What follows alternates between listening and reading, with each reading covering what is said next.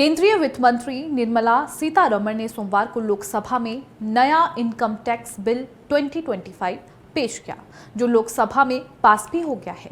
ये बिल इस साल 13 फरवरी को पेश किए गए नए इनकम टैक्स बिल 2025 का संशोधित संस्करण यानी रिवाइज्ड एडिशन है।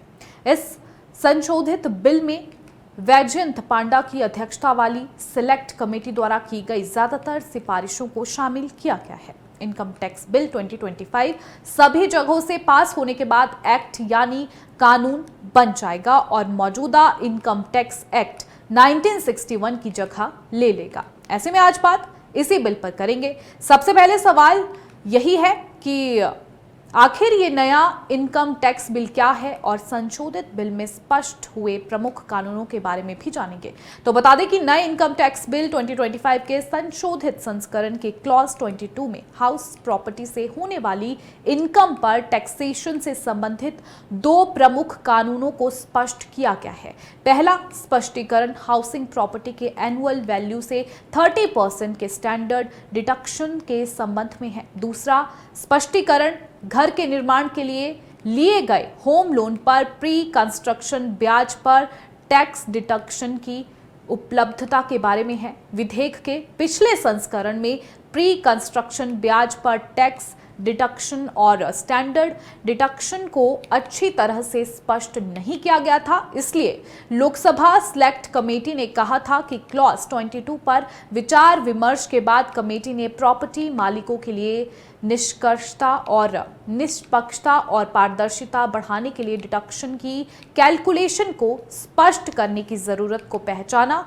कमेटी ने दो प्रमुख संशोधनों की सिफारिश की थी।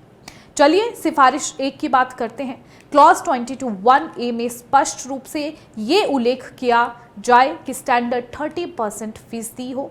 डिडक्शन का कैलकुलेशन म्यूनिसिपल टैक्स में कटौती के बाद एनुअल वैल्यू पर की जाती है। सिफारिश 2 की बात करें तो क्लॉज 22(2) में ये सुनिश्चित किया जाए कि प्री कंस्ट्रक्शन ब्याज के लिए टैक्स कटौती खुद के कब्जे वाली प्रॉपर्टी के अलावा किराए पर दी गई प्रॉपर्टी के लिए भी उपलब्ध हो और इसे मौजूदा एक्ट के अनुरूप बनाया जाए।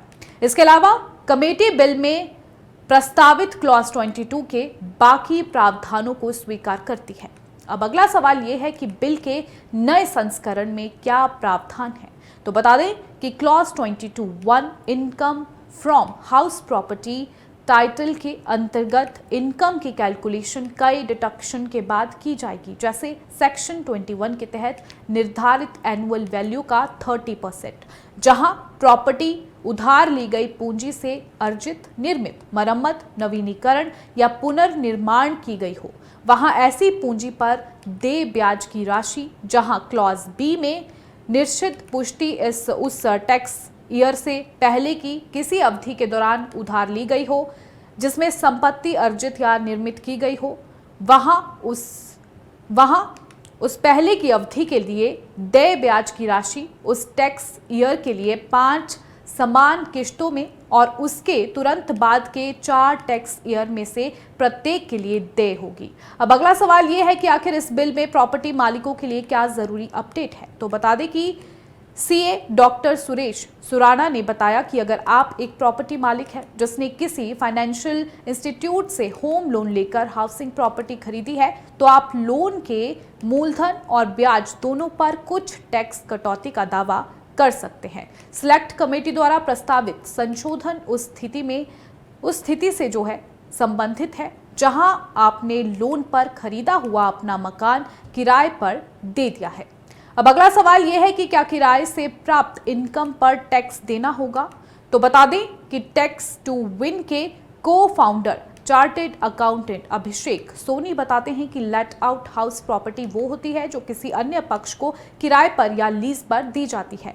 ऐसी प्रॉपर्टी से प्राप्त किराए की इनकम हाउस प्रॉपर्टी से इनकम टाइटल के अंतर्गत टैक्सेबल होती है। व्यक्ति भुगतान किए गए नगर निगम टैक्स मानक कटौती यानी नेट एनुअल वैल्यू का 30% और होम लोन पर ब्याज पर टैक्स कटौती का दावा कर सकते हैं।